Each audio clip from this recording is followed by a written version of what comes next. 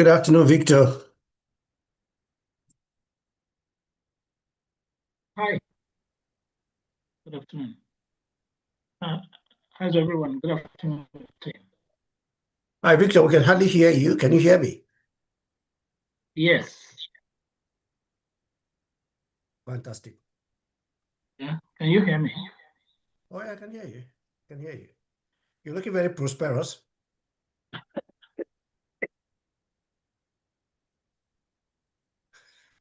Please. But it's true. Um, You're looking very prosperous.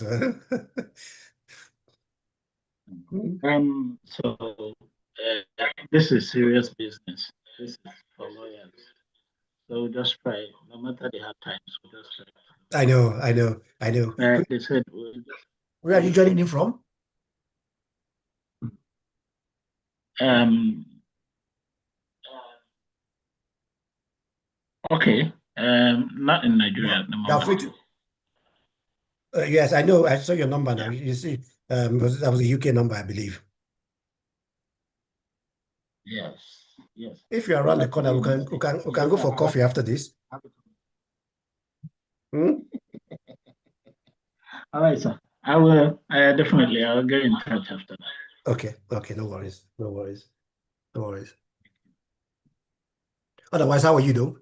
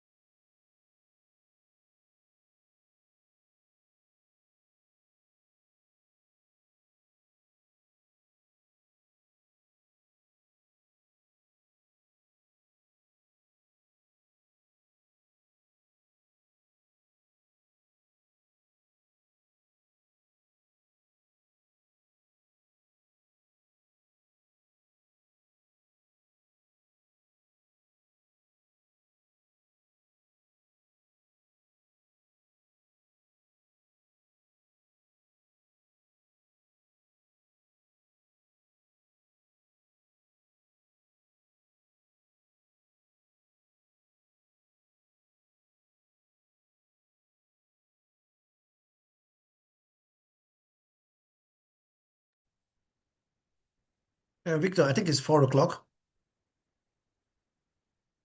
Okay. Um, all right. Good afternoon, everyone.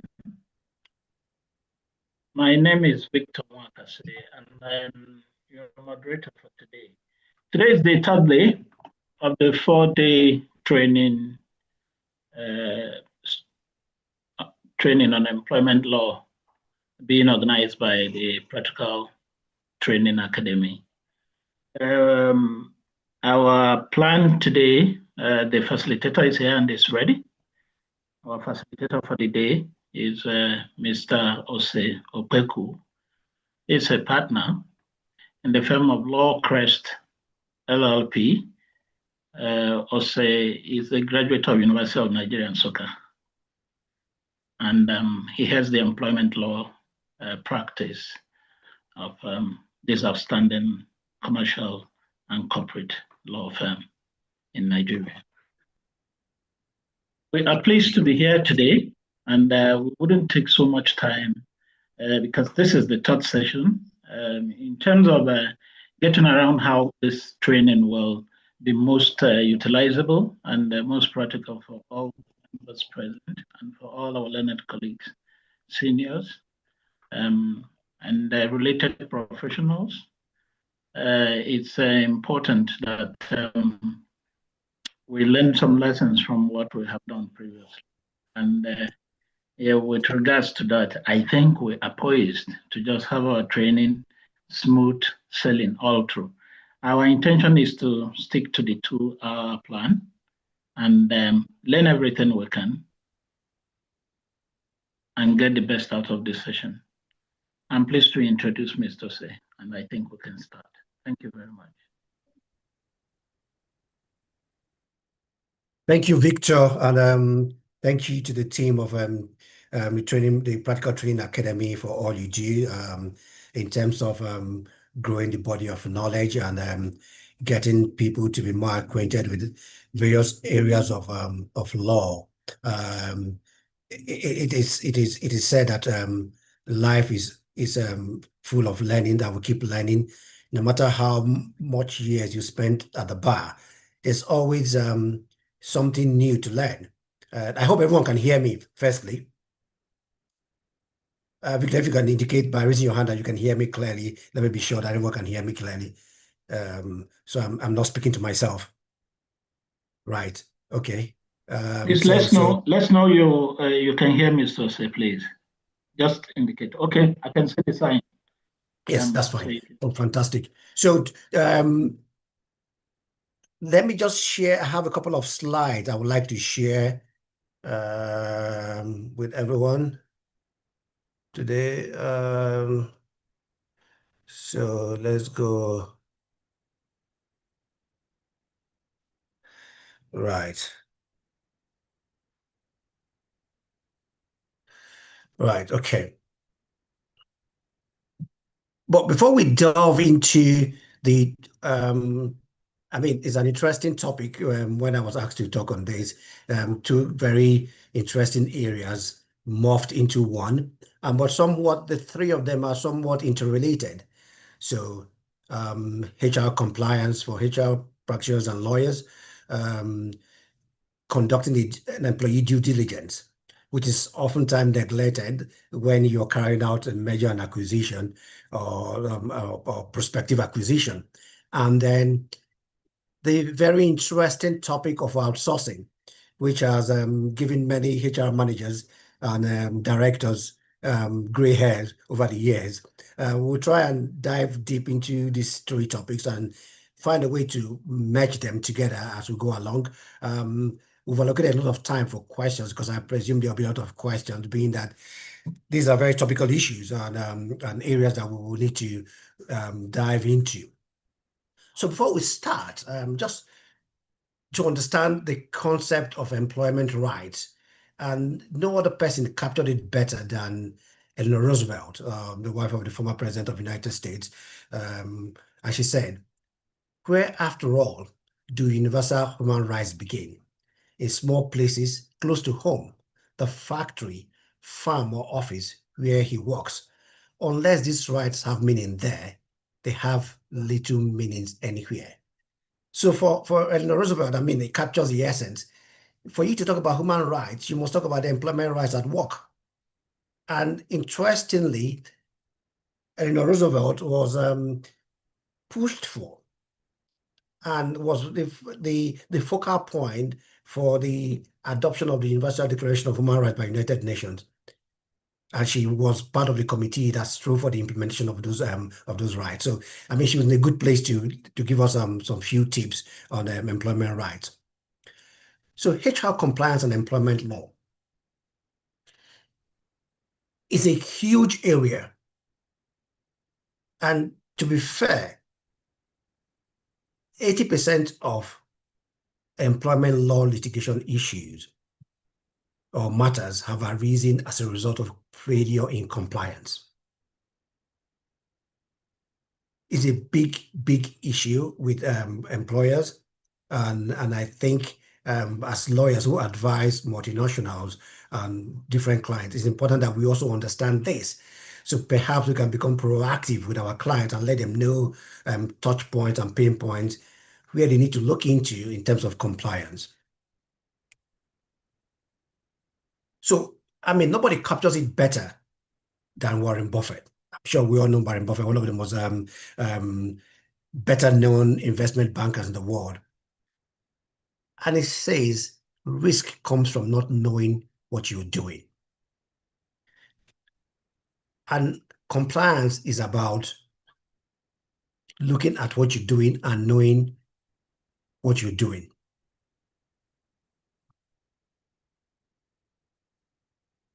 And so I have a tripod or a triangle of how HR compliance works. So at the top of it is HR compliance, that's HR team. And when I'm talking HR compliance here, just to put this in perspective, what I've always tried to do with my clients is to say to them, employment law and HR have to be in bed at all times. There has to be constant interaction and a bridge between HR and lawyers, especially employment law lawyers, because the employment law lawyers know the trick and the HR team knows where the bodies are buried.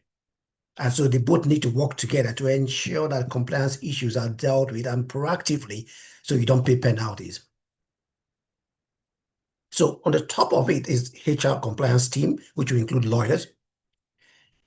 But the key thing is knowing what to do, which is on the right hand, or the left hand, sorry. And on the right hand is ensuring that it is done properly. Not just done. It's not just that it's done. It is how it is done and when it is done. Those are very critical factors. And so we go to this thing that I call HR compliance wheel. It's not an exhaustive list, but the idea is for you to understand from this, the issues, the statutory issues, regulatory issues, sectoral issues that you need to look at for compliance. There's a plethora of them, but what I've tried to do is to compress it into a couple of about 13, 14 issues that will cut across all organizations as a standard you ought to look at. There will be other things that you look at depending on the sector you operate in or the sector you're providing advising. So the first one will be pensions.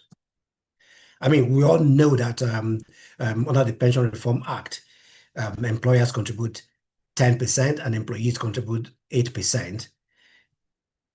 But the compliance issue there is not just deducting, but ensuring that remittance is done. Also, there's a further compliance issue there.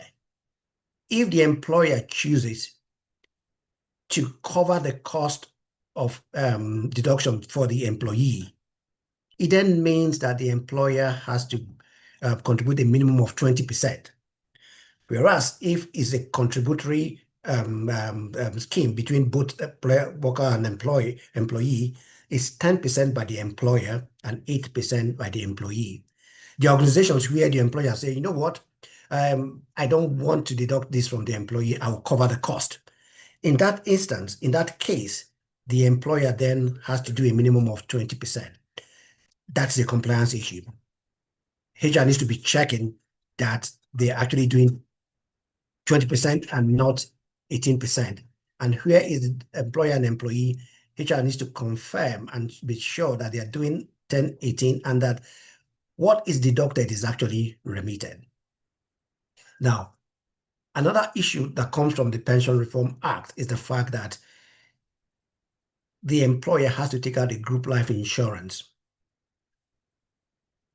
for all employees, and then the value of it is 3 times the annual salary of each employee. When we deal with the group life insurance separately, we'll delve more into that. But just to note that that's part of the compliance issues you need to check. Pension contributed, tick. Pension remitted, tick. Group life insurance, done, tick. Then the third one will be there is a provision under the regulations of the pension regulations which requires employers to obtain a PENCOM compliance certificate. And you might just think it's just a pure compliance issue, but it has huge ramifications, because without the compliance certificate, you can't apply for exploratory quotas or business permit. You can't apply, you can't bid for jobs with federal government, parastatals, and ministries. More importantly, you cannot work for PFAs, that's pension fund administrators or custodians. So it's critical that this compliance certificate is obtained. And it's a pretty simple process, because all you have to do is to upload, and it's all very simple now, seamless, because it can be done online.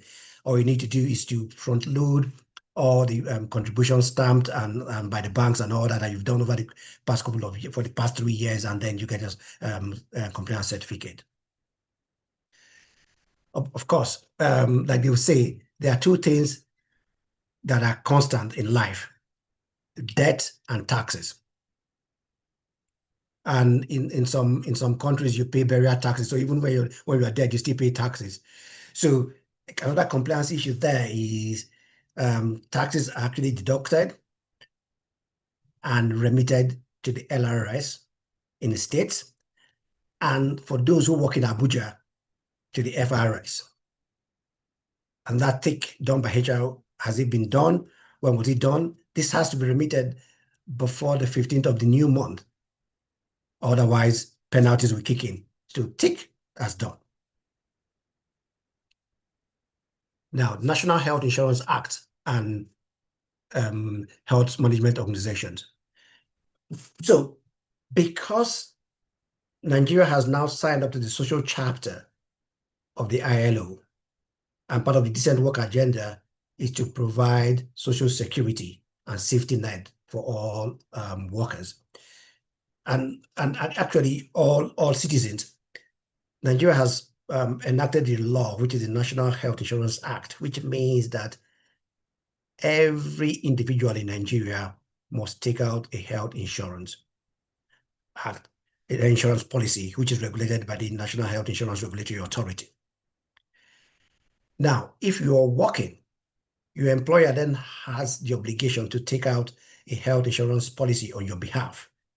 In this case, the employer pays 10% of the cost, and you pay 5%, which is a total of 50%, 15% towards getting a health insurance policy for you. However, if your organization already has a HMO in place, which is the Health Management Organization Insurance, then they don't need to go to the NHIA. So they run side by side, but they are both regulated by National Health Regulatory Authority. However, in the case of the HMO, the organization covers the total cost. But in the case of the National Health Insurance Act, the employer covers 10%, contributes 10%, and the employee contributes 5% towards procuring a health insurance policy for all employees.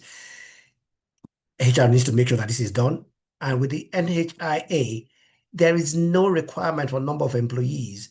Even if it's 1 employee, you have to do it. So tick box, HR have done this, sought clarification from legal. How do we do this? When do we do this? When do we need to comply with this? Done.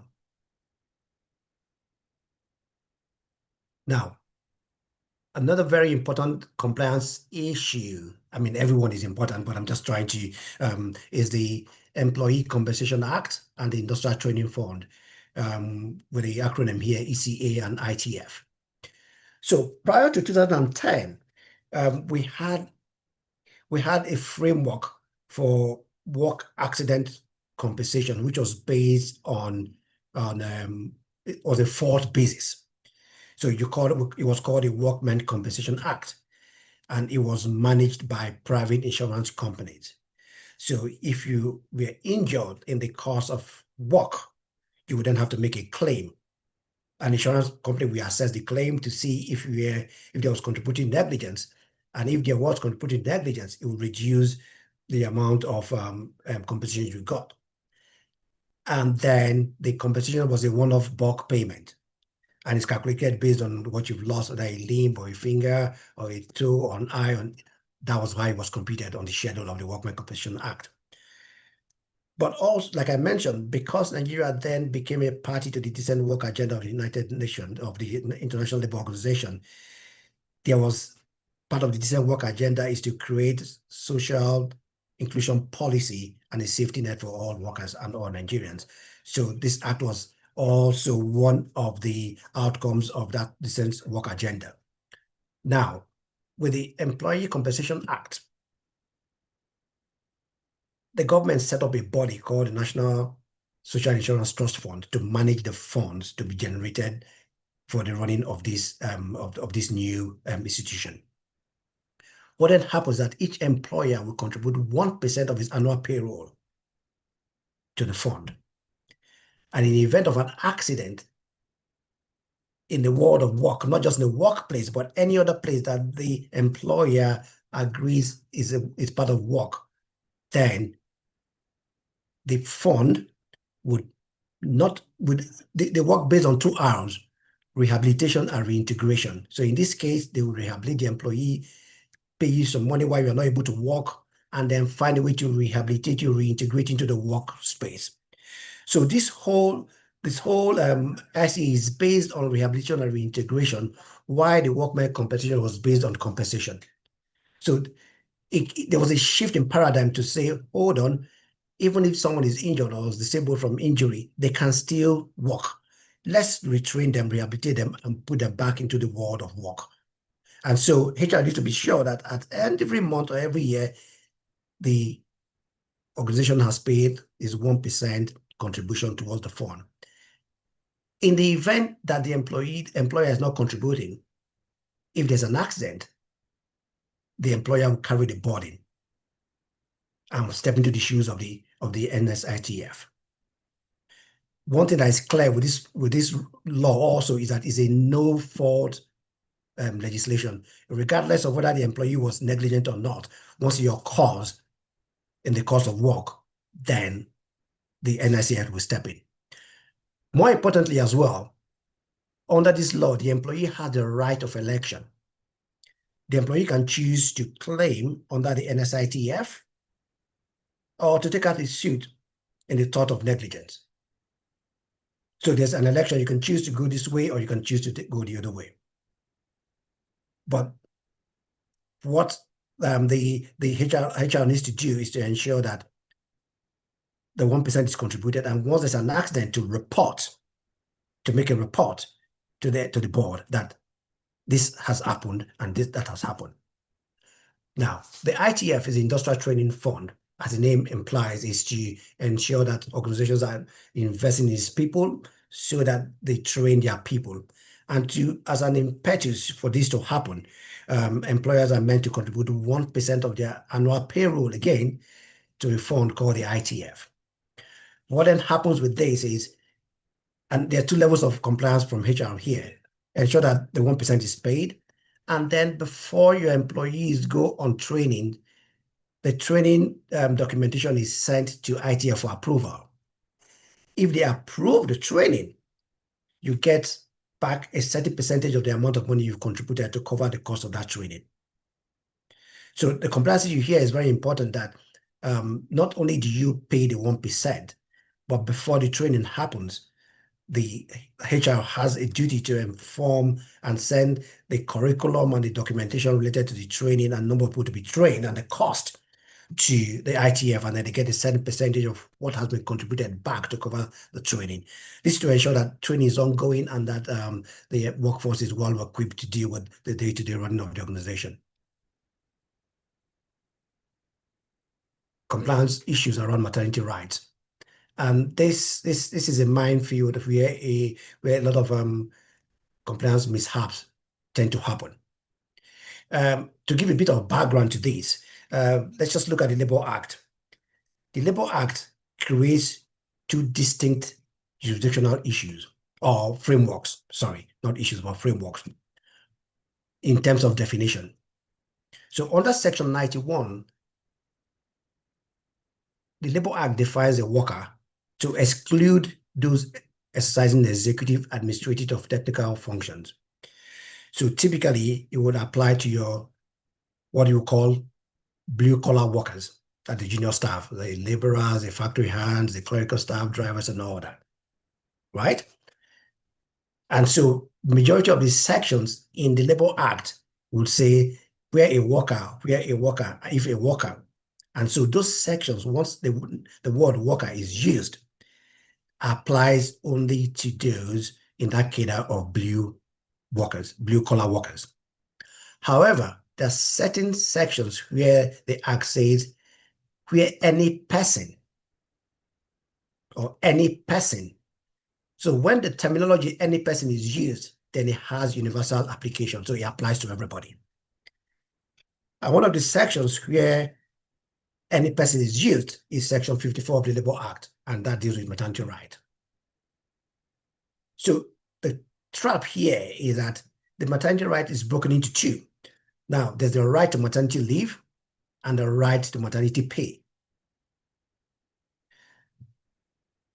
The compliance issue here is that once an employee resumes work today and presents their EDD, that's expected of delivery letter from their medical practitioner, then they're entitled to maternity leave. From that day, they're entitled to maternity leave of 12 weeks, right? However, to qualify for maternity pay, they would have had to work for a minimum of 6 months. So an employee can get maternity leave without maternity pay. So there are two distinct things, and this is where the compliance issue happens. Of course, a lot of error has been made here to think that you have to work for 6 months to get maternity leave. No, maternity leave is a rem to the person the minute you start work. It begins to run. But maternity pay is conditional upon working for 6 months to get the maternity pay. And so the compliance issue there is that HR need to drop a list to say, oh, to comply with the provisions of Section 54, you're entitled to maternity leave, but you're not entitled to maternity pay. Now, the other aspect of it is that while an employee is on maternity leave, they cannot be served a termination notice because it's to protect employment during the period of maternity. So termination can only be given to an employee who is on maternity leave once they return on maternity leave. So you cannot terminate someone when they're on maternity leave. I mean, this is another issue. And a fourth compliance issue here is the issue of leave. Maternity leave is not annual leave consuming. There are two separate provisions in the Labour Act.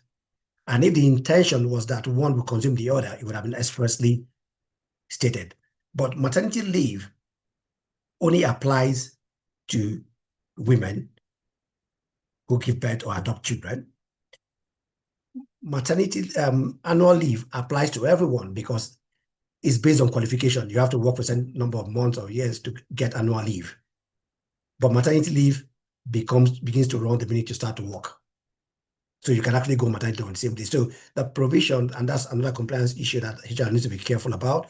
the provisions where most handbook would say annual maternity leave as annual leave consuming is wrong, and there's no provision for it in our laws.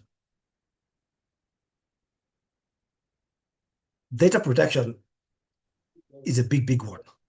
I mean, today, more than ever before, data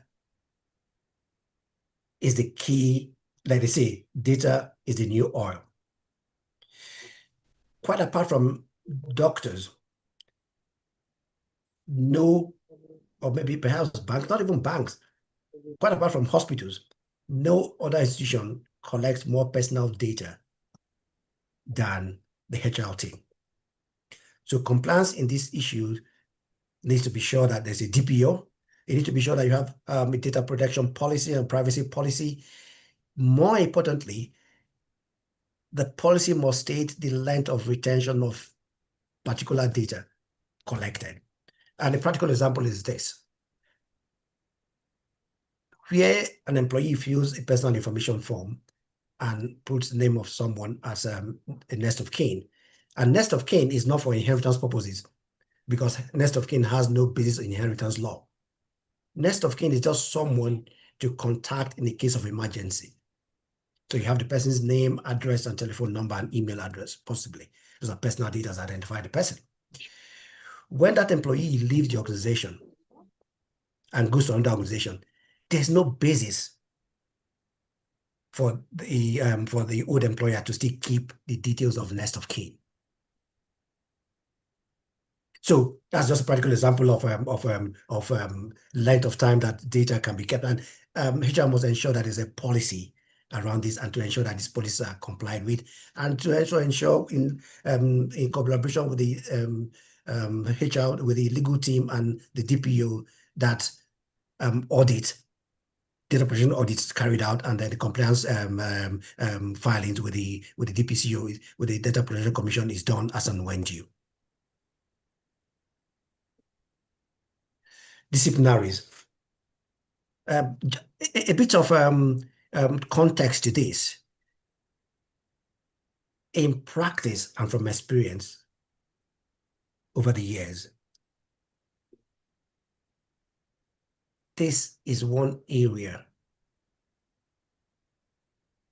where banking and financial institutions have always gotten it wrong. Management of disciplinaries. And now, if you are in a employment law space and you advise clients, two cases you must, as a matter of principle, have is Adiogun and Skybank, a Supreme Court decision, 2024, and Oak Pensions case, Court of Appeal decision, I think 2022, if I'm correct, but I'll confirm. But I mean, after this presentation, we'll share the slides, and the citation of those cases are in the slides. In the Supreme Court and the Court of Appeal decision, it was very clear that in carrying out disciplinary hearings, the principles of fair hearing must be adhered to. Secondly, organizations must follow the procedures encapsulated in their policies. And in banking and financial institutions, I can tell you that for free, over the years, maybe an MD is not happy with someone and then decides, okay, you know what, this guy needs to go, whether the disciplinary is happening or not, this is my decision, and is going. But the disciplinary hearing does not back up the termination. And what HR says to you is that, no, this is our internal document, we can't take it to court. Where the disciplinary process becomes an issue and it gets to court and the claimant raises it as an issue, then the court will call for those documents and interrogate it. And in interrogation, if you have not followed the principles of fair hearing,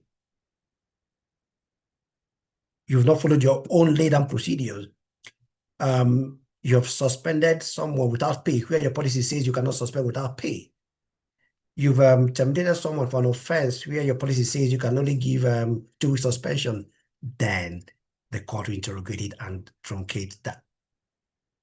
So very important that you people look at the case of Sky Adiogun and Faisbank, Supreme Court decision of last year, it is very instructive, very, very instructive. And that case had a lot of ramification for every other thing, including termination.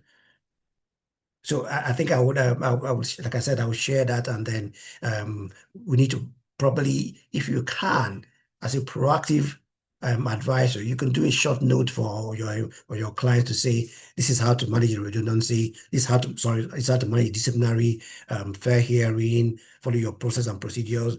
Part of fair hearing is giving the staff opportunity to defend their case, and giving them time to put in their defense and all that.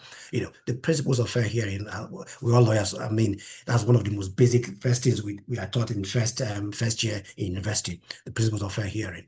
So that is disciplinary for you. I mean, like they say, you don't have to be the same standard that you have in a court of law, but that basic tenets of giving the employee the opportunity to state their case and defend themselves and ask questions has to be there. So just quickly switching into termination, I had mentioned the case of Adiogun Skybank Supreme Court decision. There's been this ongoing conversation about termination for reason or without reason. I mean, under the common law, an employer can hire and fire, right? Under the master-servant relationship, which is what the employment contract relationship is. But over time, because of the third alteration of Section 254C and the authority of the National Industrial Court to apply international best practices, and as well as treaties and conventions that have been ratified by Nigeria, either as law or as international best practices, that paradigm has shifted to a situation where National Industrial Court most likely apply the Convention on Termination, Convention 158 to 152, 158 of the ILO, which talks about termination for a reason. And we've gone back and forth. There's been Supreme Court of Appeal decisions to say no, it shouldn't be. There have been other decisions to say you should give reason. But very telling was the Diogun decision and Skybank decision, where Justice Ogundijimi in an obiter said, and that's the thinking of the Supreme Court now. And we think over time that thinking will also reflect the decision of the Court of Appeal. So we need to be on guard for this. Said clearly, the situation where an employer can fire for any reason or no reason at all is in the past. That ship has sailed. The current paradigm is that the employer has to give reason for termination. Why you might still get some Court of Appeal decision that will say you must give it, but as lawyers, we need to be proactive. We need to start thinking, because like we mentioned yesterday, the training with Moke and Nancy, if you have all your ducks in a row and have all your documentation, you will find out that it's easy to actually prove that this termination was for a reason. If, for argument's sake, is a bad performer, and over time, the past 3 appraisals, this person has done poorly, and your policy is very clear that after a performance improvement plan, you do not improve, you have to go. Then if that person goes for poor performance, the documentation is very clear to support that reason. It's because sometimes we're a bit laid back and tacky in our documentation. That is why we struggle to justify the termination, except it's done in bad faith. If it's done in bad faith, then it's a bad call and it's unfair termination. So I had mentioned earlier that under the Pension Reform Act, as amended in 2014, there's a provision for the group life insurance. And what that group life insurance does is to, in the event that the employee, these things happen, passes on in while still in the working life, while still in the organization or whatever organization, the group life insurance assures the person or the beneficiary of that person 3 times their annual salary. So, but there's a key compliance issue there. And I'll give you practical situation that we just resolved recently. So I had a client whose employee died at childbirth. The organization had a group life insurance. However, because they did it through a broker, there was no stipulation on who the beneficiary should be. And this was done under the old Nigeria Insurance Act, under section 57. There should be a named beneficiary, but there was no named beneficiary. This is a very key one for HR to ensure that every life insurance policy has a named beneficiary. So to resolve the issue, what we then did was to sit with the insurance company, the family members of the late young lady, and the insurance brokers to agree to set up an education trust fund with the proceeds in favor of the child to be managed by the husband and the sister of the late woman. And that was unnecessary, but we were just looking for a practical solution. Otherwise, the money would have gone back to the insurance. But thankfully, the 2025 National Insurance Act Reform Act seemed to have cured that defect. So apart from stating who the beneficiaries are, Section 67 and 68 provides that the employer should be named as a trustee. So what we did in that case for the lady I was talking about was to act as trustees and then better this new arrangement. But now, under the new act, we don't even have to go into that because the employer is now named as a trustee. In the event that the named beneficiary has even passed on before the employee, or they both pass in, there can be an accident, they both pass on, the employer will then act as a trustee to manage those funds. Very innovative development by the new National Insurance Reform Act, and I think it's something that we should all applaud. But that's something that HR team should be very aware of in terms of compliance, ensuring that there's a named beneficiary and that the employer is named as a trustee. More importantly, subsection 4 provides that the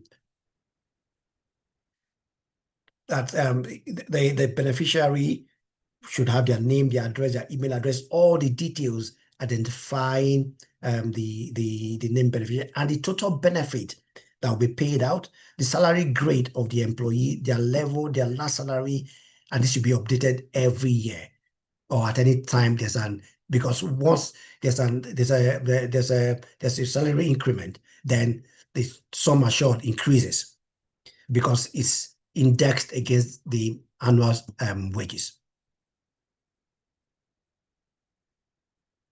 Health and safety, very, very, very, very, very big compliance issue here, because prior to this time, what we had was physical safety.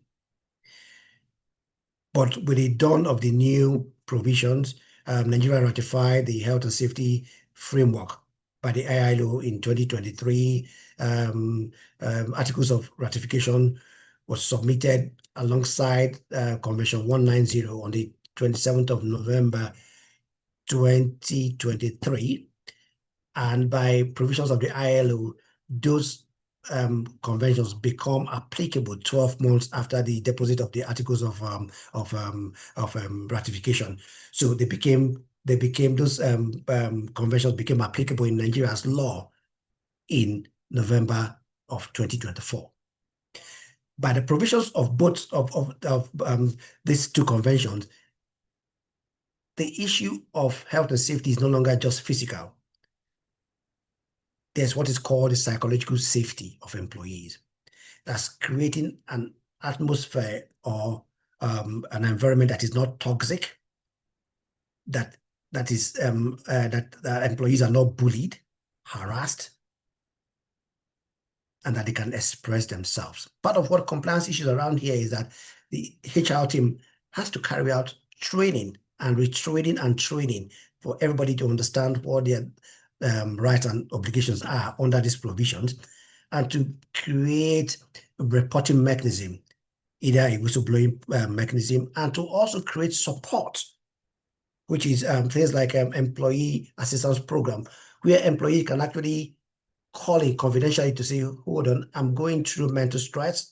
My mental health is being affected. I'm being this, how can you help me? And then a whistleblowing policy where employees can actually report this in confidence to say, oh, this happened to me on this day, this happened to me on this day, please can you investigate and all that. So, and more importantly, in terms of compliance for HR, is to understand that these health and safety policies, psychological and physical, is not restrictive to a physical workplace. It is called what is called the world of work. So it involves trainings outside your office, conferences, work-related activities, team bonding activities, retreat outside the office, as well as office-provided accommodation and transportation. So it's the world of work and not the workplace. So HR need to understand that the compliance issues around here has to deal with the world of work and not just the workplace. So apart from having the policies, the training is very key for employees to understand the extent that these provisions, the extent of these provisions and what they cover.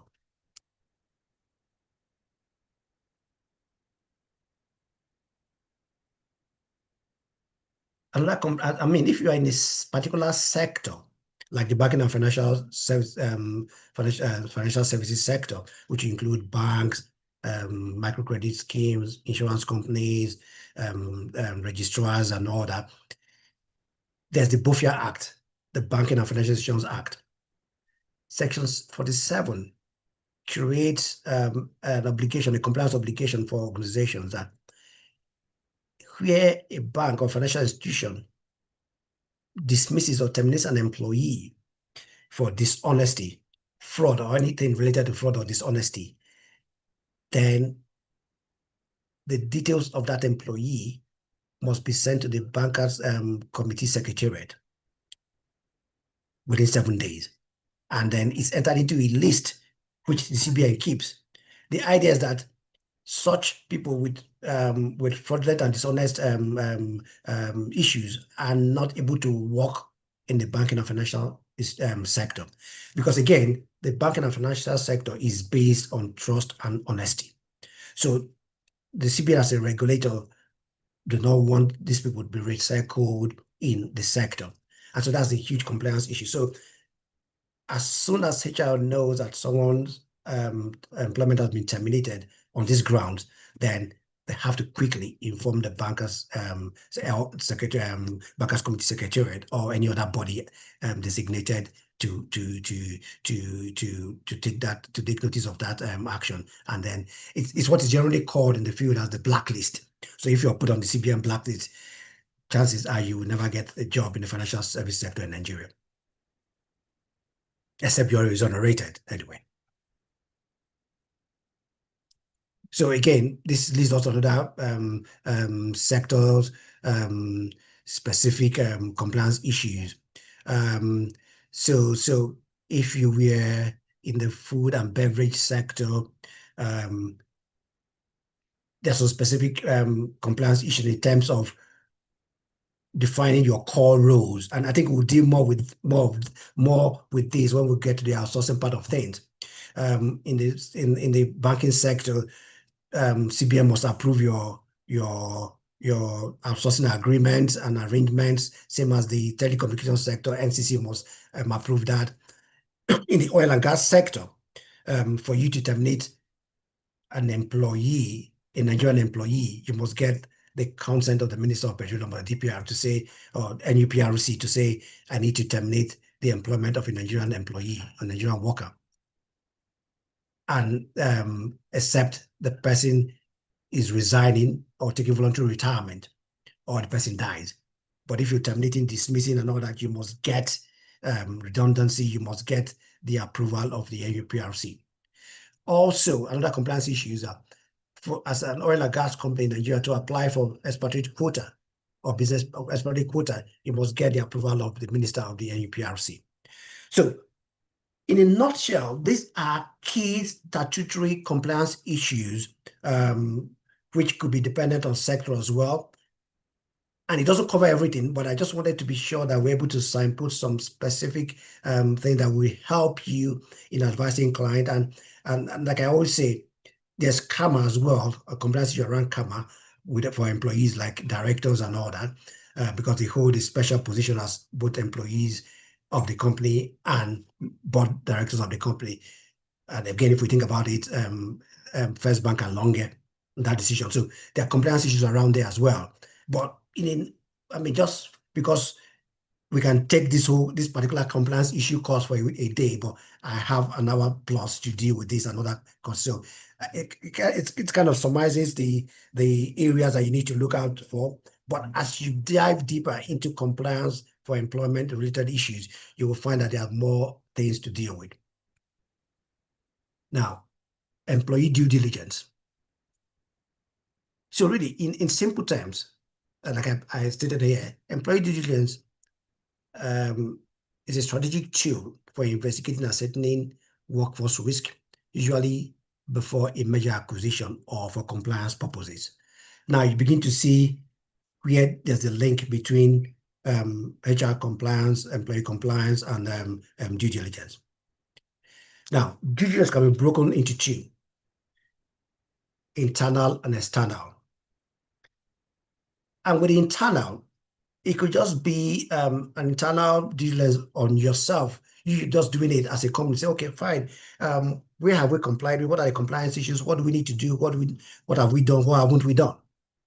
It could also be as a result of proposed acquisition or a merger, and so another company is coming in to do an internal due diligence of your processes.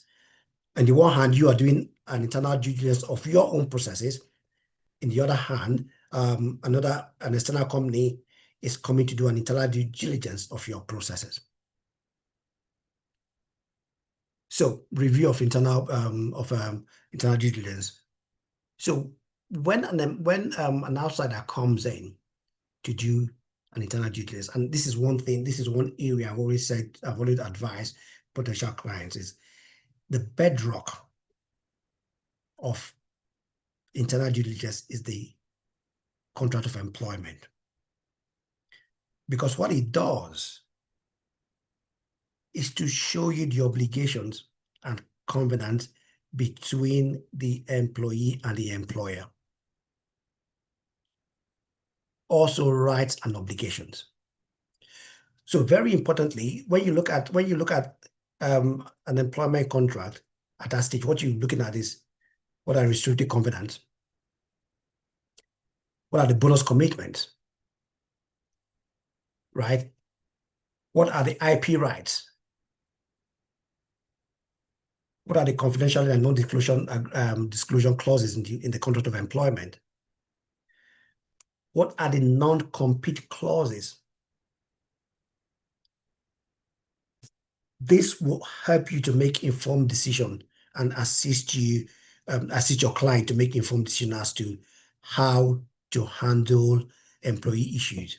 It might be that after a constructive internal due diligence and you might then advise your client to say, hold on, there are myriad of employment-related issues. Let us ask, as a condition, ask the company to deal with the employees, get them off the books first, and hand over the company to us without employees. And the only way you can come to that conclusion is to do a proper internal and external due diligence. Now, another key document to look at is if there is outsourcing agreement. You need to look at the terms of the outsourcing agreement and understand the termination clauses, the documentation that the outsourcing agreement, organizations have had access to their employees, and the terms of the non-disclosure agreement. I mean, in the unionized environment, you have to take the collective agreement together with the employment contract, because that's very key. The collective agreement is very key because it ties you into a relationship with the unions. And the unions are very unforgiving when it comes to the rights of their employees, of their members. So you need to look at how long the collective agreement is for. You typically are for 2 years, with a clause, with a running clause to say if it's not renegotiated within 2 years, these terms will continue to run. So there's that continuity there. There's to even understand what the terms are. Does it say that every year there will be increment of 10% or 20%? Does it say what happens to union membership? What's the commitment to union activities? Does it say that every other month you have to release staff twice 2 days in a month to go for union activities? Does it say that the employer will pay the cost of their going for union activities? All those things you can see in the collective bargaining agreement. That's why it's very important that you look at the collective bargaining agreement in a unionized environment. Right. Then, of course, we've talked about compliance, and this is where it becomes very important now. You have to look at if internally from their records, if the organization has complied with statutory, regulatory requirements and compliance issues based on their record. Then the big one is always to review based on internal records, court cases, disciplinary records, as well as administrative tribunal records, AIP, just to see on the records of the organization what they have, because at the end of the day, you're still going to do an external due diligence to confirm what you've looked at internally. And that's why that's the interrelationship between the internal due diligence and the external due diligence. Because if you went outside, you don't really know what you're checking against. But if you've done internal due diligence, review this document and this document, then you can then look at the external due diligence and say, oh, I'm confirming this, or there's a discrepancy here. How do we then resolve this?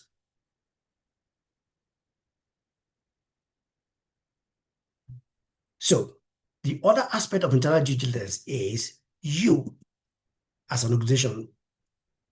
So this usually happens when you're looking to recruit an employee. So part of the things you do is to do a background check, right? More importantly, if it's a financial service sector, the BOFIA checks to be sure that the person you're trying to employ is not on the blacklist. Because if you do, there are penalties, heavy penalties from the CBN on that. With the issue with one of our ministers a couple of years back, it's important now that you not only verify certificates from universities, but you also verify NYC certificate of clearance. Now, internal review also, you need to, this also means you need to confirm group life insurance beneficiaries, right? Also, you need to, every other 6 months, carry a review of your personal information details of your employees. So just checking to be sure that the next of kin is still next of kin. The address that they're giving to you is still where they stay. The name of the guarantor is still the same person, telephone number is still the same number, and the address is still functional.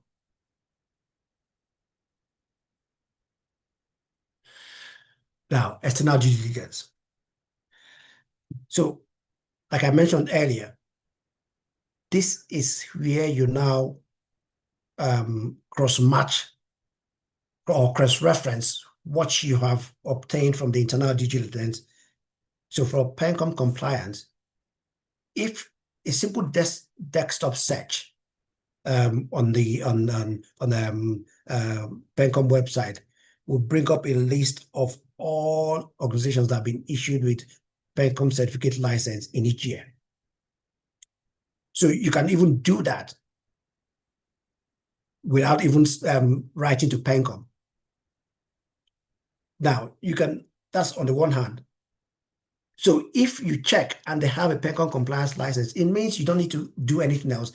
It's obvious that they've complied with the Pension Reform Act. So that's done. However, if they are not listed there, There you can then do one of two things. Write to PENCOM. They are very quick in responding. I can tell you that for free. To say, we are interested in acquiring this company, and they've informed us and we have records to show that they have. We want to be sure that they have records that these have been remitted. They will then give you a clearance to write to the individual PFA that the company uses to confirm that remittances have been made. This is very key. So first line, PENCOM website, list of organizations that have been issued a compliance license. If the target company has been issued with one, nothing else to do. That is proof that they've complied with the provisions of the Pension Reform Act. Second line, baseline, if did not have a compliance certificate, is to write to PENCOM to approve direct communication with the PFAs to confirm remittances. So with the NSITF, straightforward as well. While their website is not as robust and reactive or proactive as PENCOM, you can speak to their compliance team, and they will confirm to you if X and X has complied with, are up to date with their compliance with the Employee Compensation Act contributions. Very important as well is a search at the NICN, National Industrial Court Registry. For all you care, there are new suits that have been filed that have not been served on the organization. So what they would have in their file are suits that have been filed and have been served on them. But if the suit have not been served on them, then the only way you can find out if there's a suit against the organization is to search the National Industrial Court Registry. National Industrial Court, because this is strictly employee due diligence, right? And then, because there could be trade disputes, it's also important that you search the IAP, that's the Industrial Arbitration Panel. And just a brief background to this. With trade disputes, and trade disputes are disputes of right or interest, and it's between trade unions and employers of labor and employees of labor. It's collective. It is not individual trade dispute, but collective trade dispute, collective dispute. So union against a union, union against employers and employer, or So the process for resolution of this trade dispute is, first of all, to look at the process in the collective bargaining agreement as to how that's reconciliation, as to how the dispute can be resolved. If that fails, the next stage is to report to the Minister of Labor, and then you have what is called conciliation and reconciliation again. If that fails, it now goes to the Industrial Arbitration Panel. If that also fails, you can then go to the National Industrial Court. So for individual grievances or disputes, you can do a search at NICN and you will have that.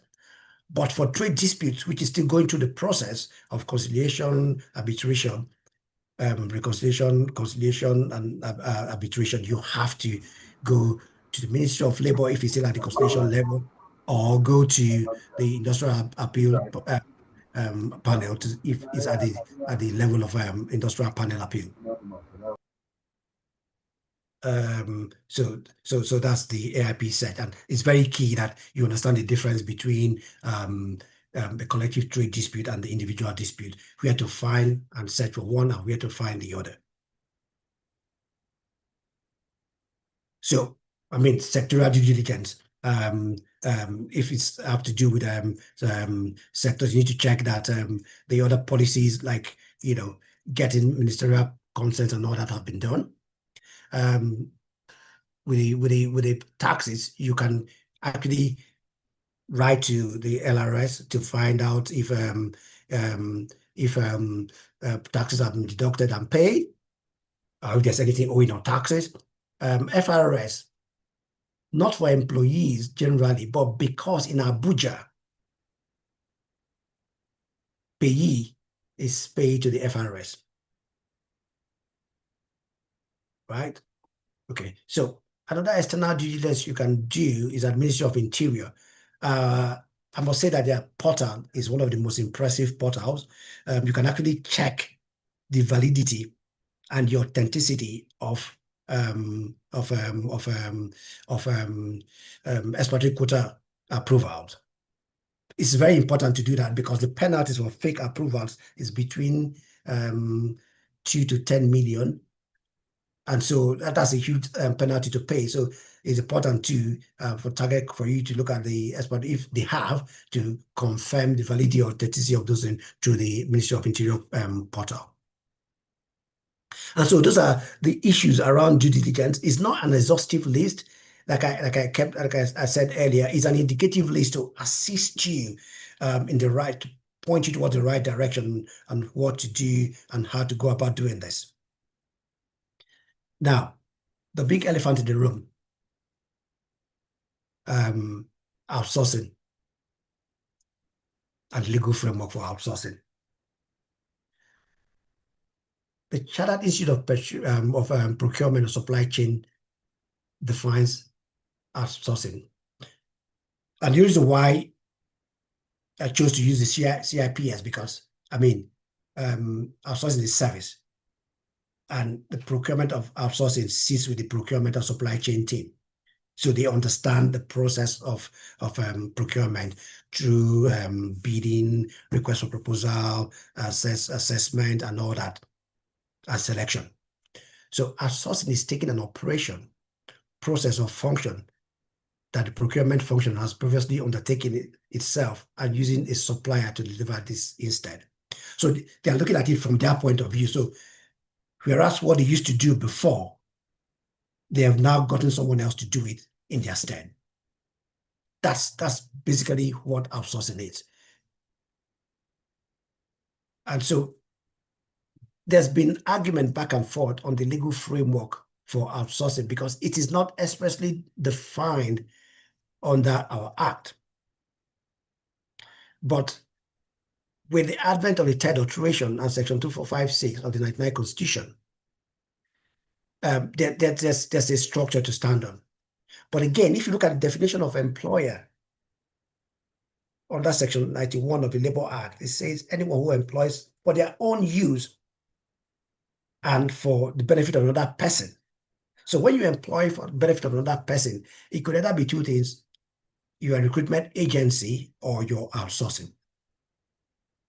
Now we look at Convention 181, Private Employment Agencies Convention, which Nigeria ratified in 2023.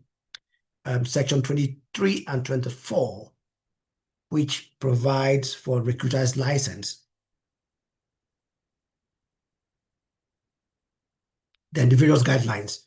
You have CBN guidelines on outsourcing, which I had mentioned earlier. The NCC guidelines on data hosting outsourcing, 2019. The Nigeria Oil and Gas Local Content Act, 2010. Guidelines on third-party employees in the food, tobacco, and beverage industry, 2023. Guidelines on labor administration, issues in contract staffing, outsourcing, non-permanent workers in banks, insurance, and financial institutions in September, it was adopted in September 2022. Now, the key thing about these guidelines is that they have extensive provision as to what can be outsourced and what cannot be outsourced. So within the CBN guidelines, the NCC guidelines, the food and tobacco and beverage guidelines, and the banking and financial services sector guidelines, you cannot outsource core roles. So core roles are those that are tangential, that are how will I put it, that are how are seen as very important to the output of the organization. So for argument's sake, in the banking sector, you cannot outsource treasury. So front desk, check tellers and all that you can outsource, but you cannot outsource the core function of treasury because that's what the banking is all about. The investment part of banking you cannot outsource. The forex part cannot be outsourced. So that's the banking sector. I mean, for food and tobacco and beverage industries, or you can't outsource things like quality control. You cannot outsource the role of a factory manager or chief financial controller. You can outsource the payroll, maybe the tax aspect of it, but some of those roles that are not ancillary but tangential to the activities of the organization cannot be outsourced. So with the food and food, tobacco, and okay, so let me go to the other point is all these guidelines provide that outsourced employees have a right to be part of the union. And this is one of those major issues in the employment, in the industrial relations that come to the fore with this. So 2 years ago, in the process of the ministry tidying up the guidelines for the food, tobacco, and beverage industry, we were appointed by a couple of multinationals to advise them on the guidelines.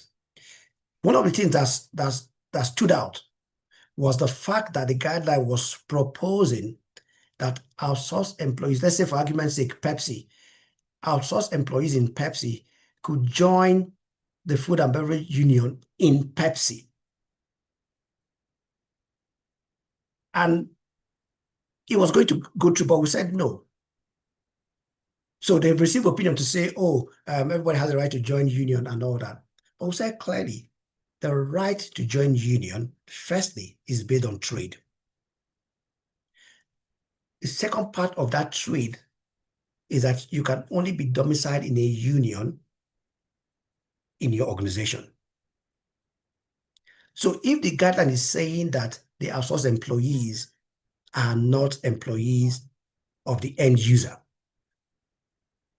how can they then join the union in Pepsi? So if company ABC is the service provider that supplies these employees to Pepsi, then they can go and join the FOPTOP union in Pepsi, in a ABC and not Pepsi. And so we went back and forth with this over a period of time, and finally the unions and the ministry saw the sense in the argument and the reality of it and the practicality of it and agreed. And so that is very clear in that guideline now that the outsourced employee is a member of the union, but that union has to be domiciled with the organization of which he or she is the employee and not the end user. So that particular guidelines provides that by November of next year, all businesses in the food and beverage and tobacco industry, so you have your NBC, your MBL, your Olam, your Pepsi, Swan Water, all very powerful union, would have to have determined what the core rules are, and that those core rules must be manned by permanent employees. And so if you have clients in the food and beverage industry, it's time to let them know that by November next year, they should already have in place a process to determine what the core rules are, and to make sure that the core rules are manned by permanent employees. If there's nothing else you take away from this session today, just take that and say, I give you that free of charge, and you can advise your clients, and just remember to thank me later. Right? Okay. So in terms of numbers, and this is why it's very important that we understand outsourcing the way it is. The CIB, and that's the Chartered Institute of Bankers in Nigeria, in 2022, in the 2022 report, found that 65% of the workforce in the banking sector were outsourced employees. Now, the National Bureau of Statistics in 2022 stated that 42.11% of staff in the banking sector were contract staff. I mean, it then means that between the statistics of MBS in 2020 to 2023, when CIBN came up with their own report, there's been a movement of about 23%. Interesting. We'll come to reasons why organizations outsource. And so you can find this report in the Business Day of March 23, 2025. Oh, it's a brilliant report. So one of the things with outsourcing, and you must be very careful, is before you go into an outsourcing agreement, please develop a checklist. And that checklist must, at a minimum, include the following. So I would assume that you request for proposals and review the proposals and all that. And in reviewing the proposals, what you'll be looking at is the corporate document review. What's the corporate structure? Is it a one-man business? Is it a structured organization? You need to look at the license and approval of the vendor. So do they have a recruiter's license? Now, you have to look at their policies. Do they have a group life insurance for their employees? Do they deduct pension? Do they pay taxes? Do they have holidays and all that? Do they have performance policies and all that? They're very critical. You need to look at the draft employment contract they intend to use. And a very critical thing you need to identify in that contract they intend to use. And I would advise that you draft the contract and give to them, because that way you're able to protect yourself better. But if you're not able to, and you need to depend on the draft that they're giving to you, you must look at the relationship clause, which is how have they couched the relationship between them and you in the first place, and between the employee that they are seconding to you in the second place. Very critical. And I will explain when we get to the end of it why it has become even more critical for you to look at that documentation. I mean, in anything else, the draft employment contract and the contract between you, your organization, and the associate organization, it's very key. So, in a nutshell, outsourcing, like my friend here, you could, it's like have a problem. It could be, oh, I'm struggling to cope. I need extra staff and I don't want to put them on my book just yet. That's a problem. How do I solve this? Well, I have this smiling friend here who can provide this solution. I saw some employees to me. We have a service contract. It's between me. If I don't need them again, I can terminate that contract and then move on. Job done, right? So outsourcing can take the form of contract outsourcing or agency. So with outsourcing, so you probably would outsource a function, and most people will outsource their payroll function to Ernst & Young or Pricewaterhouse, or your cleaning services. Like in my office, we outsource our cleaning services. We don't have a cleaner; we just pay Clean-Intelligent, or what's it called, and they clean the office, and they're not our staff. We pay a service charge to Clean-Intelligent, and from there, they pay the employee, their employee. Okay, in this case, the service provider uses his own equipment to provide the service for the end user, right? And this usually creates a triangular employment relationship. Now, the agency, on the other hand, is another form of outsourcing. So this is about a contract for supply of labor services workers, right? So in this scenario, the worker is usually assigned to work at the user's premises under the user's supervision and direction. So, and this is very common in manufacturing. So you have an agency that provides staff, they come there to work as factory hands, maybe fill the biscuit, the carton, they are packers, they are movers, the loaders and all that. That's an agency kind of, but it's not, it's some form of outsourcing, but it's more like an agency or contract worker. And this is one regulated by the PEA Convention of 18181. Now, there's been a lot of hue and cry and misunderstanding of this concept of triangular employment and outsourcing and triangular employment. And I think a couple of years back, I did a paper on it for the SBO magazine, and a couple of other people has been publishing newspapers around this misunderstood concept. And I think there are other people who have written about it as well. But it's critical that we understand that triangular employment itself, there's nothing wrong with it. It's triangular because of the way it is structured, right? There are three stakeholders involved in this, and they perform three distinct functions. So at the top of the pyramid or the triangle is the end user, right? At the bottom right is the employer/service provider. And at the left-hand side of it is the employee of the employer and service provider. So what creates a relationship?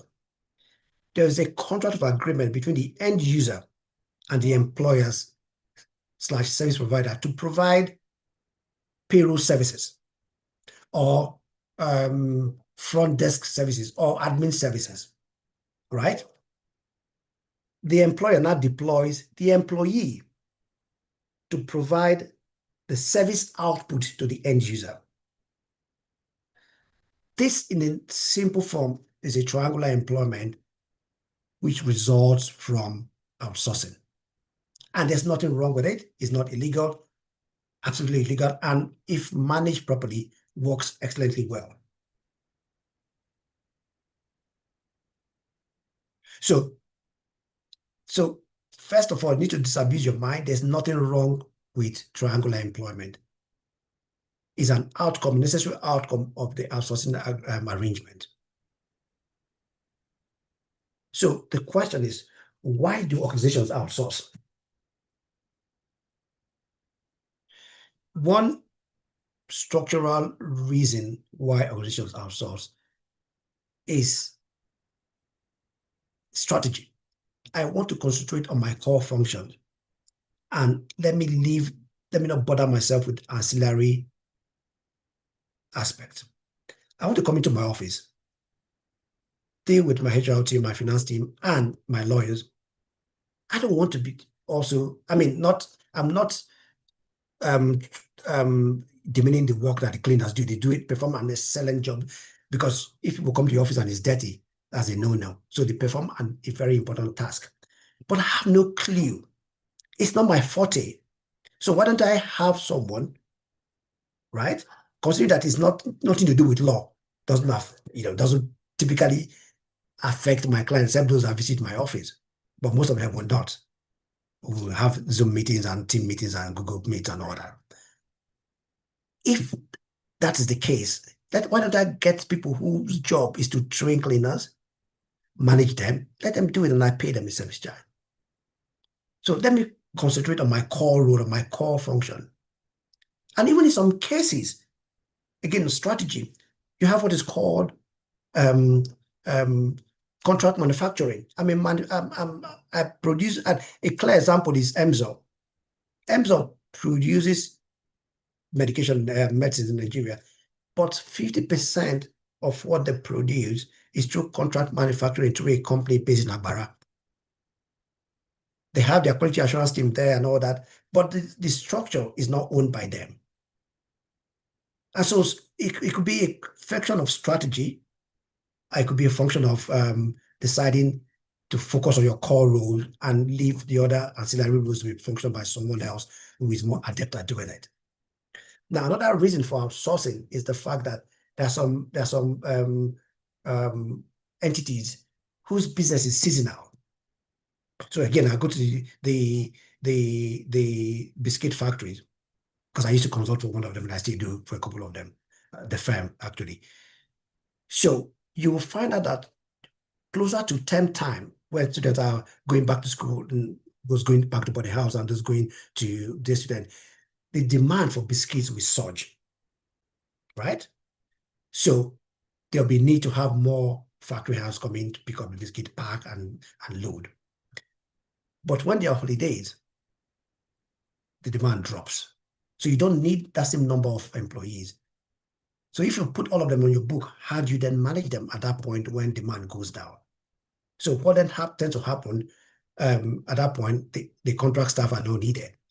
But come close to Christmas again, demand goes up and those people are then needed again.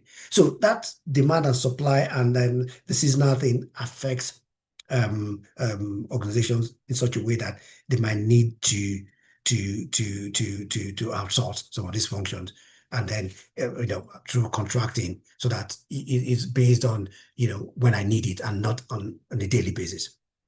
Now, financial and structural issues, again, and this is a sad reality, those that are contract staff don't get the benefit that the permanent employees get. So is a number issue there. So organization might decide, you know what, I can't afford to pay this and have this on my books and do this and do this. Let me do this.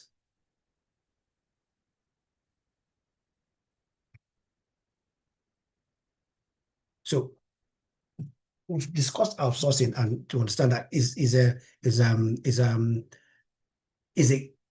reality of today, and it's not illegal.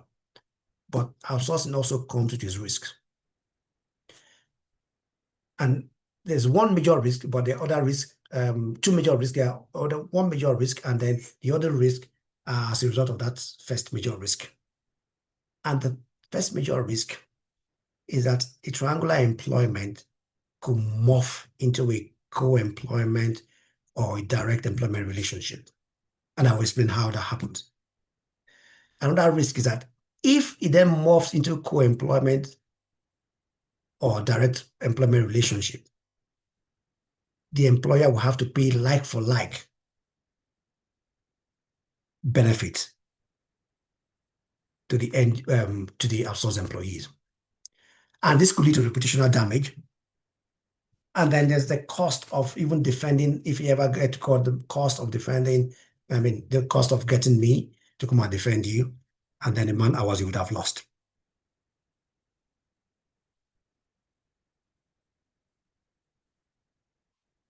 So why direct or co-employment risk? And this is it. A triangular employment relationship can morph into a direct or co-employment relationship where the end user has taken positive steps in relationship with the outsourced employee.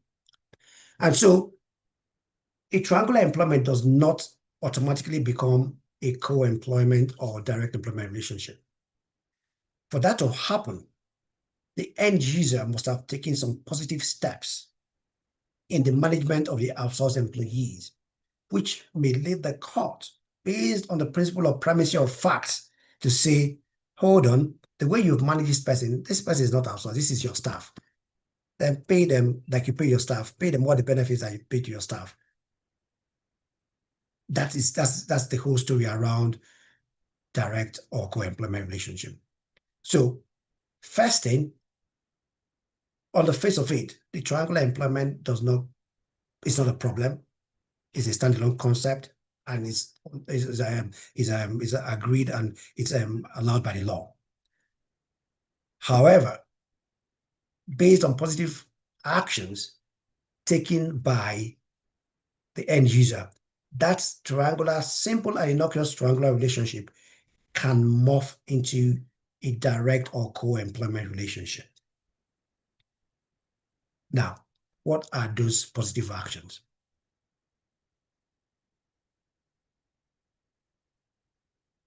So positive steps or actions are actions taken by the end user in the day-to-day management of the outsourced employee that will give the impression that the outsourced employee is an employee of the end user. This was the case in Morrison's or Purdue's Imagba's case for integrated corporate services. But the more the very critical one and was the one of Diamond Bank, the then Diamond Bank versus National versus Nubife, where Diamond Bank employed their source employees, interviewed them, trained them, handed them over to a source company, carried out their performance appraisals, right? Terminated them, and then turned around to say, no, they are not our employees, they are employees of the outsourcing company. But the National Industrial Court then held in that case that based on the primacy of fact, which is what is actually happening as opposed to what you have in your outsourcing agreement, they are actually your employees. So the proactive, the positive steps are this, discipline of outsourced employees, performance appraisals, payment of salaries to employees directly by the end user, termination, disciplinary issues, and all that. The list is not exclusive, right? But these steps, these positive actions, when taken by the end user, could lead to the courts making a finding of co-employment or direct employment relationship. So, I mean, these are other cases. However, as you would know, in Skybank and Iwu, the National Industrial Court is not the final court when it comes to employment-industrial relationship, industrial employment law issues, or matters incidental to employment law issues. The Court of Appeal is the final court. And so my question is, the current position is this. The Court of Appeal, and I ask this rhetorical question, has the Court of Appeal upturned the apple cart? Like I said, Skybank and Iwu, the Court of Appeal is the final court in employment law issues. In 2022, the Court of Appeal, Abuja Division, gave a decision that is still being discussed and debated in the employment law space. The Court of Appeal decided that there is no primacy of fact. The principle in determining or reading and sourcing relationship is the contract that both parties have signed.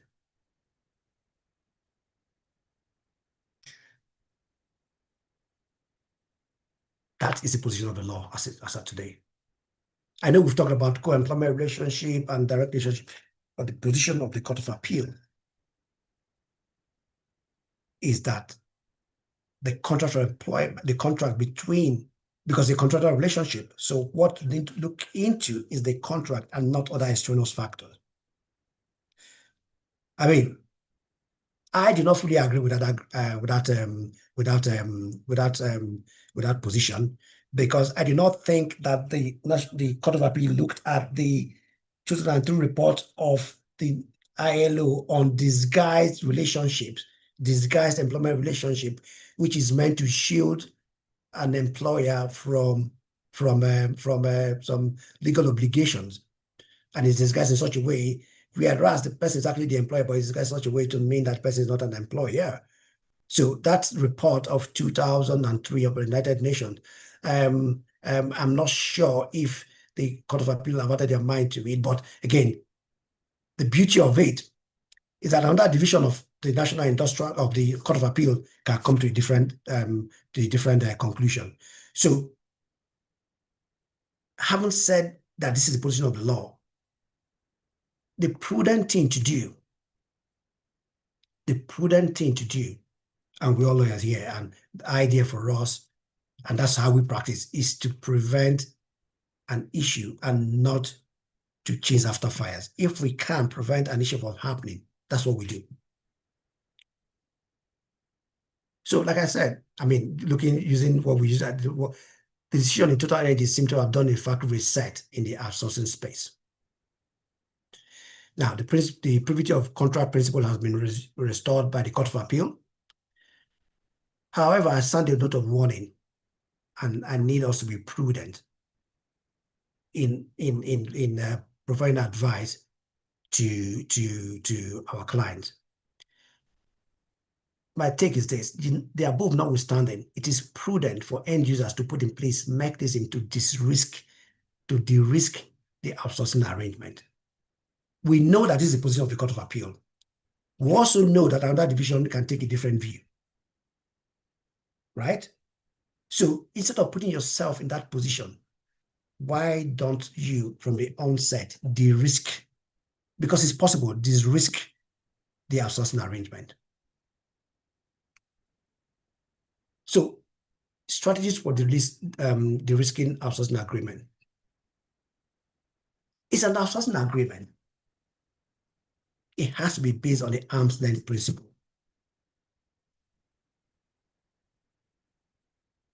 You can develop a template for appraiser you want them to use to appraise because it's your organization they're working in, and give it to the outsourcing company, train them on how to use it, and get them to appraise the outsourced employees. If an outsourced employee,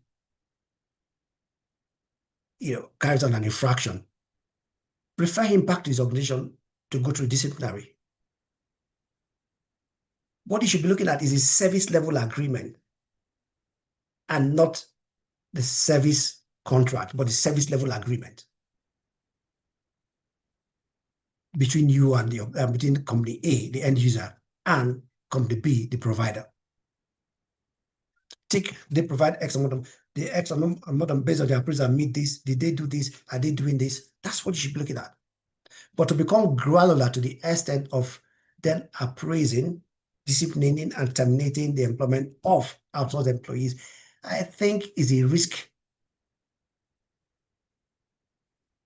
that is not what is wow. So my advice will always be, pretend like you know it happened. Pretend that the total case did not happen. How would you ordinarily de-risk an outsourcing agreement? Do it. Again, because there's now emphasis on documentation. The contract for service has to be watertight. And then you must implement the terms of that contract in line with what was agreed. Thank you, everyone. And now let's hear what you're curious about. Thank you, gentlemen. That's me done. I'm sorry for the time. I think I took about an hour and a half. Thank you. All right. Ose, I think on behalf of the participants here and all the attendees, the Management Academy, and everyone here present, we want to thank you for this incisive and very meticulous presentation. You have done well. And we'll move on to the second leg of this program, which is where we have our Q&A. Just a few points. The essence of this training is both for the services we render to our clients and then our businesses as law firms. So with regards to the questions and some of the issues people have raised, you'll find out that we also want to do things right.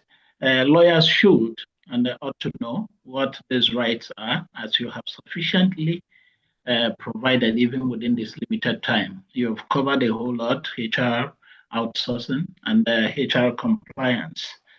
I think this gets towards the entire objective of the MBA, towards making lawyers business people and good employers. So we thank you so much. Whilst your presentation was going on, I have pulled some of the questions from both the YouTube platform where we have shared the link, and the Zoom platform. And I would like to present these questions on behalf of the attendees who have asked the questions. Is it okay if I proceed? Yeah, please, by all means, please, by all means. Thank you very much. Okay, the first question, and I want to crave the indulgence of attendees. We have lots of questions. I've pulled them out in terms of relatability to the topics and the subheadings in this presentation. And I believe in addressing them, most of the concerns or most of the questions we have will also be addressed. Mr. Pepu, Yes. there's a question here for us on, on disciplinary panel. Is it, an attendee has asked, is it compulsory for an employer to have a disciplinary panel where it opts not to have one, and the same is not contained in its handbook? How can an employer ensure fair hearing in that case? Interesting. I'm wondering how you then terminate an employee if you accuse them of doing something without setting up a disciplinary panel. I mean, these are the loopholes that as a responsible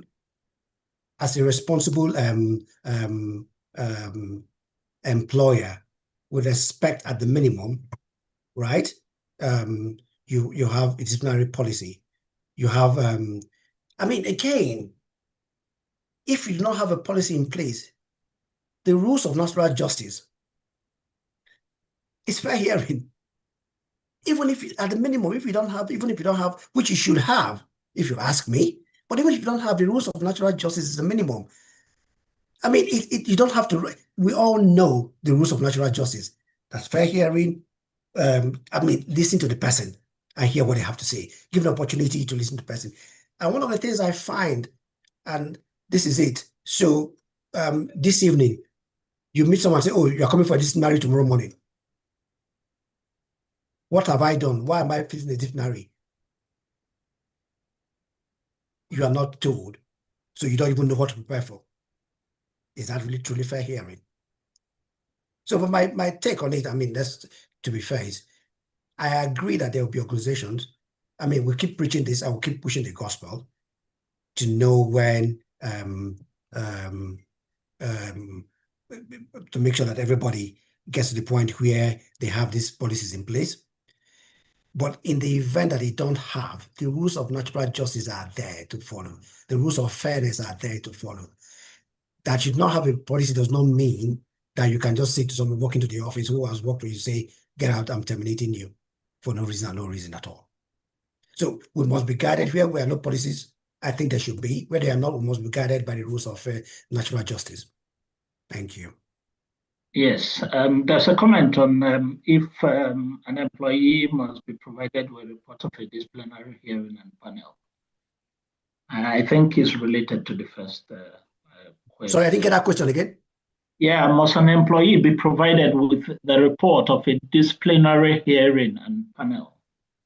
If the employee asks for it, why not?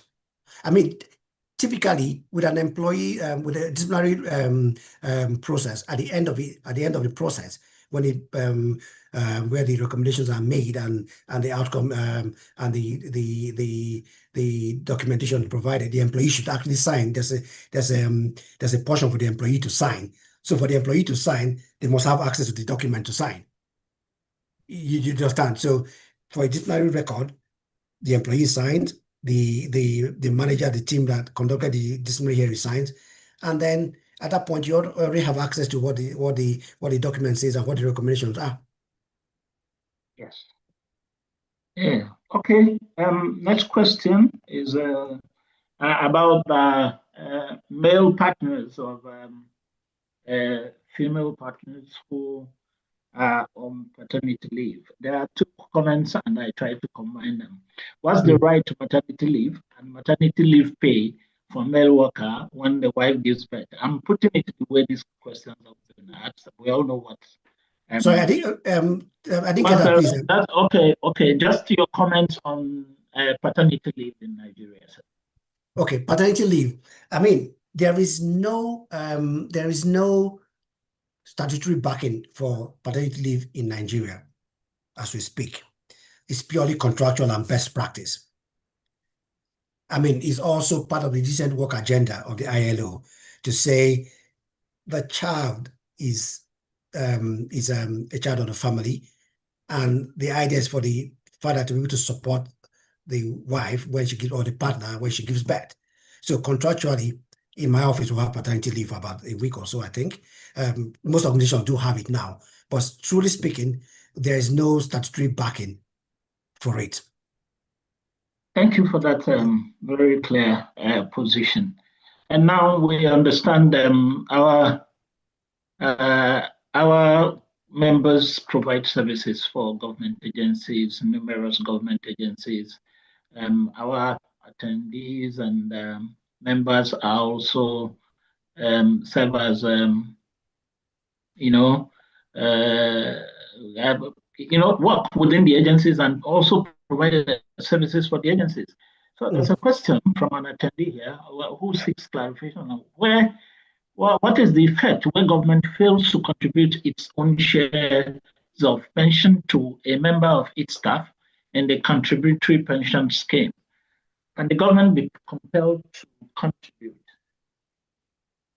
I mean, interestingly, last year at the SBO conference, I wouldn't mention the position of the person in PENCOM, spoke to me and said they are trying to create a forum to have government and employment lawyers to have a conversation and see if we can push them, and that the biggest debtors to the fund is actually the government. Wow. Because so part of the reason why they are trying to do this is that there's been a transitional period because the government had their own pension scheme, just like most private organizations did before the Pension Reform Act. So there's a transitional period where everybody should have collapsed their closed pension schemes into the contributory pension scheme, right? And the government is one of the biggest debtors in this scheme. And so PENCOM is skeptical about fully integrating government into the scheme because of their legacy debts. And so it's a conversation that's still ongoing. And I believe PENCOM, they're actually drafting a current guidelines to manage that situation. So, but Okay. yes, if they are part of it, they can compel them within the powers that they have. All right. Thank you. Thank you for this clarification. Next is on data retention with regards to the next of kin. A question or a comment comes as can an action be instituted against a company who uses a nest of kin's data after years the employee have left their company? And there is an incidental question to that or a comment, which is the place of nest of kin in employment matters vis-a-vis as an administrator regarding the estate of a deceased employee. I mean, first line, the employee, the nest of kin, like I said, has no inheritance right. Yeah. Right? Yes. The next of kin is someone you contact in case of emergency. Yes. However, the next of kin can be an administrator of the estate. It's a different thing altogether. If the next of kin happens to be the one that applies for the letters of administration and is appointed, that's a different thing altogether. They are two different things. So, if for argument's sake, I have my brother as my next of kin, which I don't, right? But I'm just giving an instance. And anything happens to me, my wife is actually my next of kin. If anything happens to me, and I don't have a will, process letter of administration. My brother can be appointed an administrator of the estate, right? But as next of kin, it's not an automatic right. The next of kin, I keep saying again, and if you understand it, that there is no legal basis for inheritance for next of kin. And that is why the Insurance Act is very clear. Because you pay a premium, you already paid for the service. You can then name who gets the premium if anything happens to you. That's why there's a named beneficiary under Section 67 and 68 of the 2005-2025 National Insurance Reform Act. That's the only time you have a named beneficiary. Otherwise, every other thing goes to your estate. The pension you contribute, right? If anything happens to you, the balance goes to your estate. Now, that's the tricky part, because with a pension, you have, when you retire, you have an option. You can take an annuity or a program withdrawal. The program withdrawal is managed by the PENCOM and your PFA. So you get a lump sum, and then after that, you get program withdrawals. But your annuity is managed by the insurance companies. So you buy an annuity, they pay you an upfront, and they estimate that you would live for the next 10 years and pay you something for the next 10 years. If you outlive the 10 years, they're lost. They'll still pay you. But if you then pass on before the 10 years, whatever is left goes back to the insurance company and not to your estate. And so those are the different things we need to put in mind. But to answer your question strictly, the next of kin has no business inheritance, but they can be appointed as your administrator. That's a different thing altogether, because it's based on letters of administration. Yeah, thank you for this response. I would like to go on to the next comment and question, and this relates to compliance and dismissal as with regards to bankers. The first question here, which is related to Skybank and Diego, and then section 47. An attendee here would like to know, would the practice of inserting names on the CBN blacklist not run foul of the decision in Skybank and Diego? And shouldn't section 47(4) of BOFIA be amended to conviction by a court? And a comment also relates to that about bank's findings vis-a-vis court conviction. Please, we would like to have your comment on that. So there are two different things, right? And again, we must have to go back to the basis of whether I agree with it or not, but must have to go back to the rationale, the reason d'etre for that particular provision. If you remember, we had failed bank tribunal at some point, right? That had to do with integrity and honesty in the banking sector, right? The Madoff issue was based on integrity and fraud in the banking sector. Again, I say that the banking sector and the financial services sector thrives on integrity and honesty. And so the idea of that is to say, and because again, if your name is on the blacklist and you go to court and you are exonerated, your name is taken off. Right? We've written to CBN one or two occasions, say, no, this was not what happened. This was what happened. This was what happened. This was the outcome. And the CBN has looked at that and said, no, let's intervene in this. This is not the right thing to do. So it's not a final thing, but because it's an obligation on them, if they do their, and so that's why. So if we go back again, if we get the processes right, Yeah. if we get the disciplinary processes right, chances are, I mean, there will be some, as again, you can have 100%. If we get the processes right, chances are that 80% of the time when the list is accurate, is a true reflection of what has actually happened. The other 20%, I mean, if I'm convicted by a disciplinary committee for fraud, and I know, I will fight it to the very end, because I know it impacts on my ability to work in the financial services sector. So there's redress. It's not a final, once your name is put, that doesn't mean it's there, but there's redress. If you can prove truly that this was wrongly done, then your name will be taken off the list. I completely agree. I think most rights are justiciable, and that includes rights related to being an employee. Somebody would like to know. I think it's something that it's important to state here as practice is developing and businesses are developing. What are the most requirements for a data officer? There's a question from What is what? Mr. Mike Namika. What are the most requirements for a data officer in a company? A data I officer. mean, it's just to have a good understanding of the Data Protection Regulations Act and GDPR. So luckily, to be fair to the Data Protection Commission, they've licensed some training institutions to carry out training on data protection as well. And once you get to certifications and you can show that you had from those certified organizations, then you can be appointed as a data protection officer. But law firms can be appointed as data protection officers. It doesn't have to be individual. Organizations can also be appointed as data protection officers as well. All right. Thank you very much. One of the participants here is concerned with the high rate of turnover of councils and employment vis-a-vis their entitlements in terms of tax, HMO, pension, and contributions.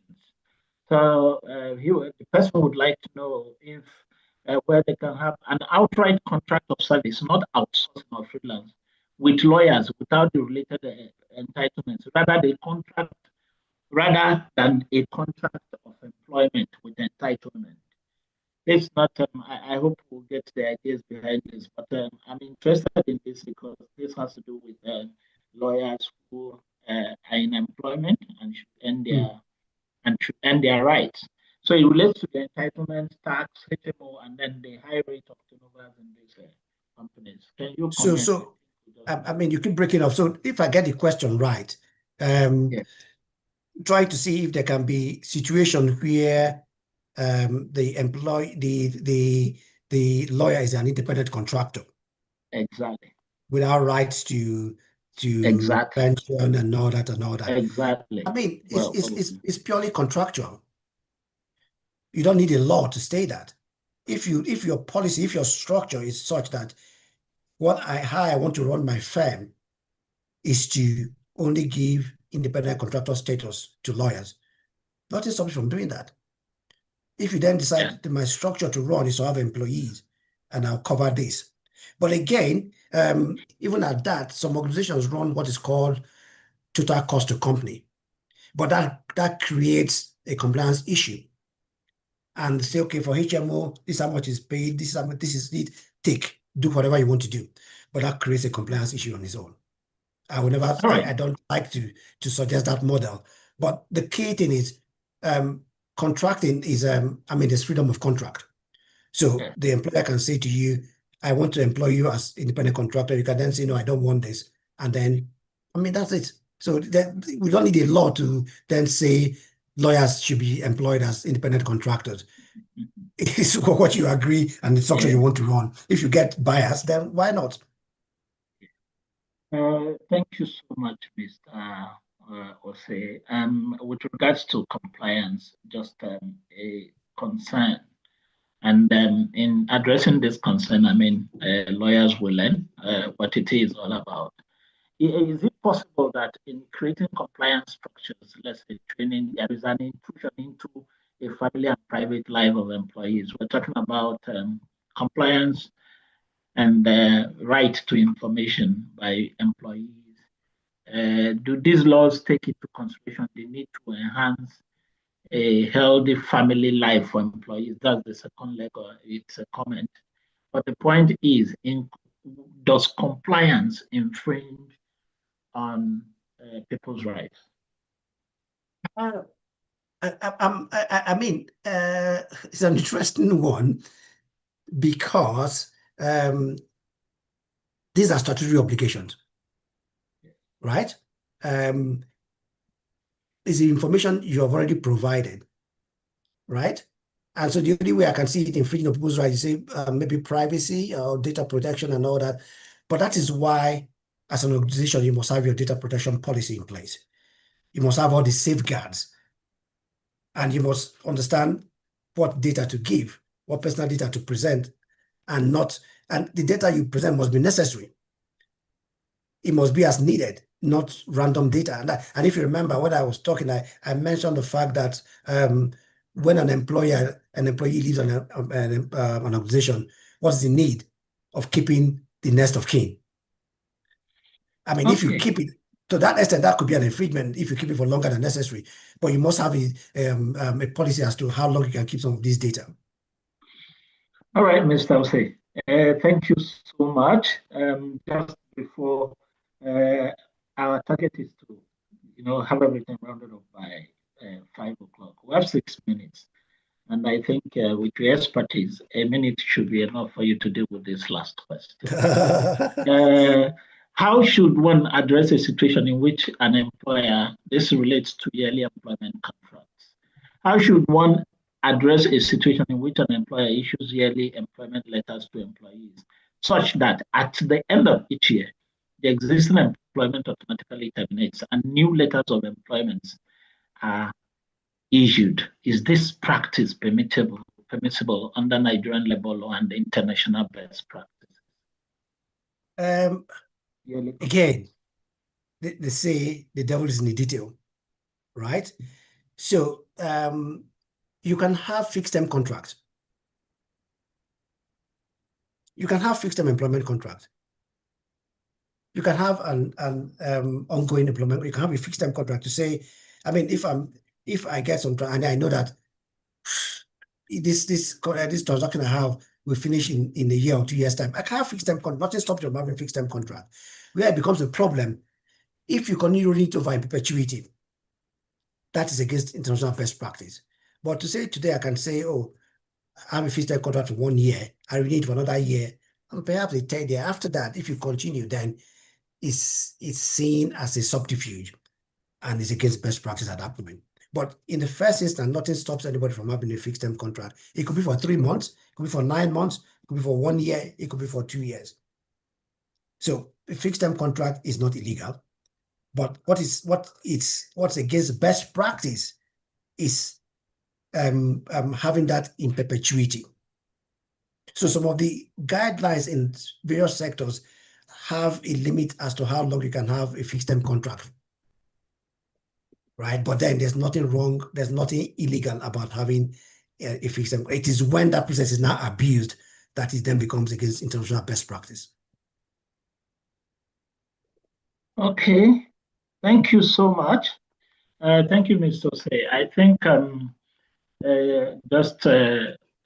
just like every learning, you can never exhaust learning, but we can always make progress. Every day we try to learn.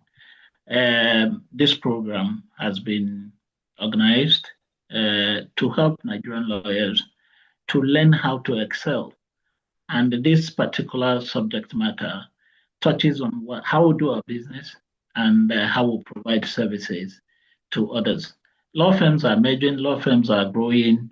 I want to state that some of the issues you have raised here actually concerns how we employ and retain our workforce. And that is a whole these are whole insights into what is possible and what is doable. Lawyers go on maternity leave. Lawyers are people's parents and children. Lawyers find themselves in different kind of roles. So this presentation has not just provided us the learning we need to provide the services that we're being paid for, but also on how to manage our own affairs. And that's a double gain for everyone. I want to thank you so much. I would like to invite Mrs. Sarah Adilola, a member of the MBA ICLE board, to give us a vote of thanks. And after that, we'll be having a closing note from a director of TPTA, Mr. Ahmed Idris.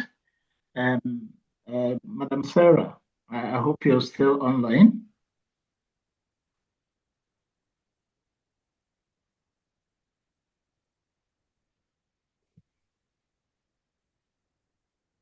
Okay. Yeah, I think, hello. All right. I will I will call on Ahmed Idris to give us a vote of thanks and then the closing notes.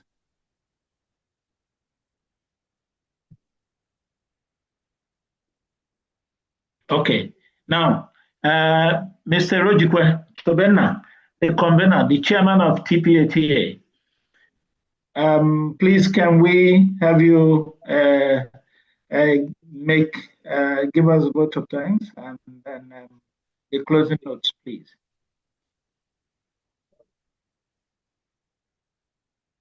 Oh.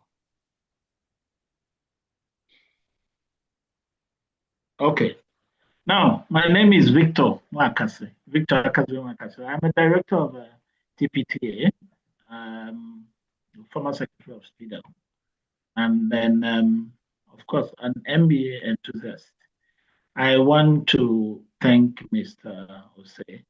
Jose, there is nothing to tell someone who has done something good other than to thank them. And thank you, no matter where it comes from, no matter who it comes from, means what it is. Thank you so much for what you have done. Thank you for sharing your knowledge. This knowledge is out of your years of experience and then commitment to what you do. And I believe that the participants here today and the attendees here have taken full benefit of what you represent, which is excellence. We are very proud of you and we are grateful for what you have done. In terms of announcements, I have seen comments coming from people regarding their certificates.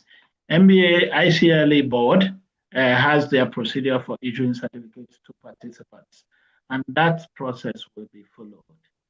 In absence of any other comments, we can bring this session to a close. Thank you so much to the facilitator. Thank you, Leonard Senior Advocates here present. Thank you all the participants, and have a good evening. Thank you very much. Thanks, everyone. Have a good day. Bye.